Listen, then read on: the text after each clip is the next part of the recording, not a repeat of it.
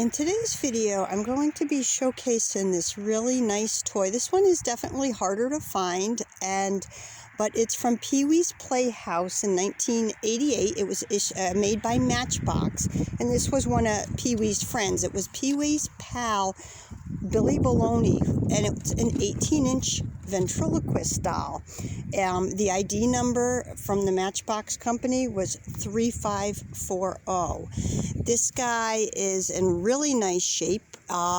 He comes with the box. Now the box, it looks great, has all its flaps, but the only drag is that kind of expected, it's starting to lose the glue on the window, so the window gets a little floppy.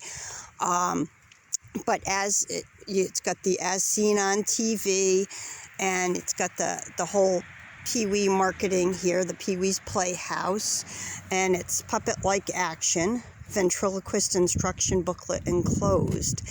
And it's really nice in-your-face sort of branding on this, because it would really catch the kids' eyes, I'm sure, where it has all the photos from the show on the side of the box, which is, very eye-catching. And when we come around to the back of the box, it's interesting too, because it shows you all the products. It shows you the other Pee-wee Playhouse toys that were available at the time. So that was great to, and I love how it's the real photographs and not just sketches of the toys. So it really kind of draws you in.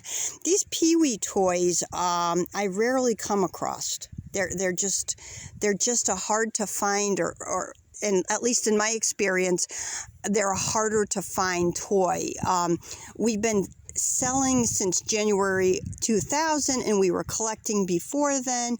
And the Pee-wee stuff just doesn't seem to show up, or up until now, it just doesn't seem to show up as often as some of the other stuff. The other thing with this, it's interesting, is when I do find a Pee-wee toy, it's usually the Pee-wee Herman 17-inch doll. Here's Billy Baloney, and this is the one I'm focusing on today, and he's an 18-inch ventriloquist doll. Now, with Billy Baloney, also, it's so nice because the original instruction booklet is here and totally intact, so that you could read your instructions on how to become, how to work your ventriloquist doll, which is kind of neat that this survived. This toy, they took really good care of him, and he's been living in the attic, so he's not quite perfect, but he has been played with. It's not like he's been stayed in the box. So now we'll talk a little bit about the doll, the ventriloquist doll himself.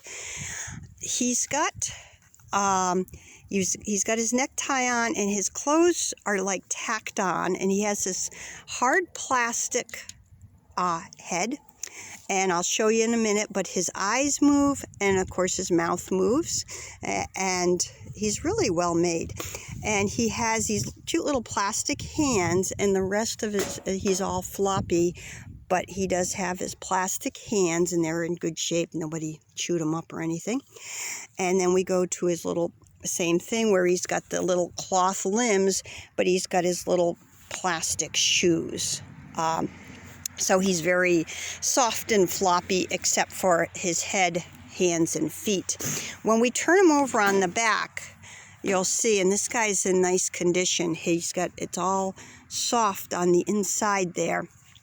And there he's got the pole, the stick there to control him. And in the front is the button you push to move the mouth, and that works great. And this brown one right here, this is the one when you're going to move it up and down and the eyes go back and forth. So we go, okay, let's see, hold on. There we go.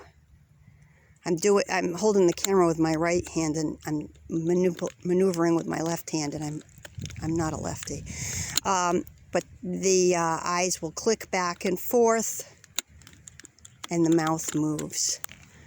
And what's interesting about this too, growing up in the 60s, with the ventriloquist dolls that, you know, usually would come out of the Sears catalog at Christmas time, those ventriloquist dolls, like the Willie Talk, they would just have a string in the back. So a lot of times if you find them, that string that controls their mouth is broken, and they'd had the painted on eyes. And I do remember in the 70s early 70s having a nice big Mickey Mouse ventriloquist doll that did have the stick in the back so that you could swivel the head and move the mouth, but that doll you could not, it had painted on eyes. And I'm sure they had higher end ventriloquist dolls for kids, but I'm just talking about the mainstream ones that that you would end up buying out of the Sears catalog. So what I'll do is, as I post this video today, this guy is still in our store, and I will post a link to our store below. And yeah, I just wanted to share this find with you because he's really just such a fun vintage toy. Thank you.